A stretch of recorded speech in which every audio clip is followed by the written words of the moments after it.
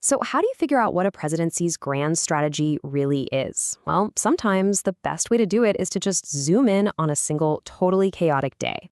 Today, that's what we're going to do. We're unpacking a hypothetical 24 hours from a second Trump administration to see if we can find the method in all the madness. And things kick off with a real bombshell. The president casually suggests a friendly takeover of Cuba, and just like that, it ignites a firestorm of global debate. At the exact same time, there's this massive policy shift happening at home. The administration orders a total federal ban on Anthropic. They're a huge artificial intelligence company, and this comes right after a very public fight with the Pentagon. And out on the world stage, the pressure does not let up. You've got nuclear talks with Iran pretty much at a standstill, and it looks like the U.S. is starting to pick a side in what's being called an open war between Pakistan and Afghanistan. A friendly takeover, a major tech ban, two global conflicts heating up. I mean, it just feels like chaos, right? But is it? What if we look a little closer? These events that seem totally random might actually fall into three really clear themes: a super assertive foreign policy, a power play over key domestic industries, and this constant battle for political advantage right here at home. So let's dive into that first theme, a very, very assertive foreign policy. This is all about projecting American strength and influence, even if it means rattling a few diplomatic cages along the way. And wow, this Cuba idea really split the room, didn't it? I mean, this slide says it all. Back in Washington, the critics immediately called it undiplomatic, even dangerous. But for the supporters, this was no mistake. They saw it as a calculated move to signal American strength, put maximum pressure on an adversary, and maybe even start what they're calling a constructive transition. It's a high-risk, high-reward game of diplomatic chicken. Okay, now let's pivot to Iran, because here the strategy is a really delicate balancing act.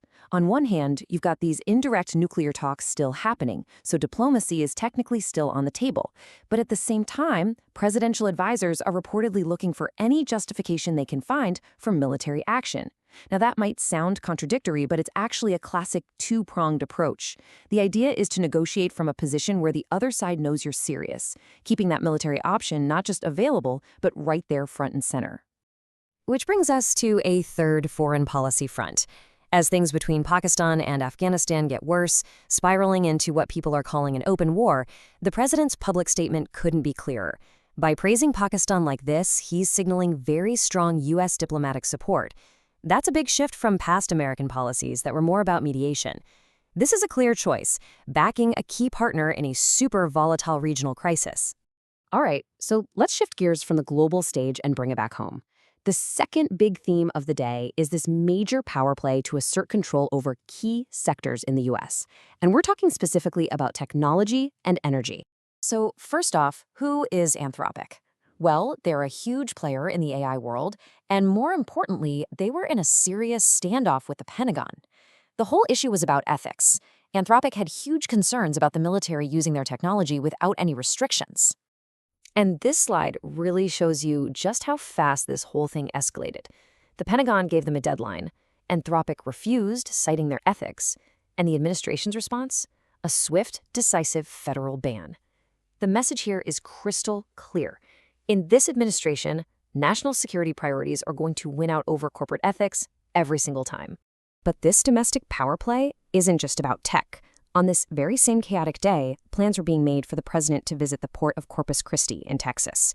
And that visit highlights what is a #1 priority for the administration: American energy dominance. By putting the focus on exports and infrastructure, they're showing they want to assert federal control over another absolutely critical domestic sector. And that brings us to our third and final theme, the war at home. And this isn't just about policy debates. This is about actively shaping the entire political environment and using whatever is happening in the news to get an edge on the domestic battlefield. So a major news story that day was former President Bill Clinton testifying in the Jeffrey Epstein inquiry. Now, on the surface, this has nothing to do with the current administration's policies, but it's a political earthquake. And in today's polarized environment, every single earthquake is an opportunity. And you can bet the administration's allies were quick to use this moment.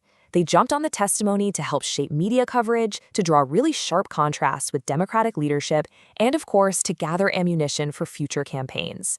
This is a really key insight. Even news that isn't about the president can be weaponized by the president's camp to win the political war at home. Okay, So we've gone through the assertive foreign policy, the domestic power plays, and the political war at home. Now let's step back and connect all the dots. How do all these headlines, which seem so disconnected, actually form one single coherent strategy? This table really just lays it all out. The Cuba proposal, it's about projecting strength. The Anthropic ban, that's all about prioritizing national security. Supporting Pakistan, that's aligning with key partners. And the Clinton testimony, it's used to shape the narrative. So what you're seeing is a three-pronged strategy in action: assert power abroad, consolidate control at home, and wage a constant political war. Which really leaves us with this final question. When you see one day play out on so many different fronts, diplomatic, technological, political, you have to ask yourself, is this just a crazy, chaotic 24 hours in the news cycle? Or is this the actual blueprint for how this presidency operates?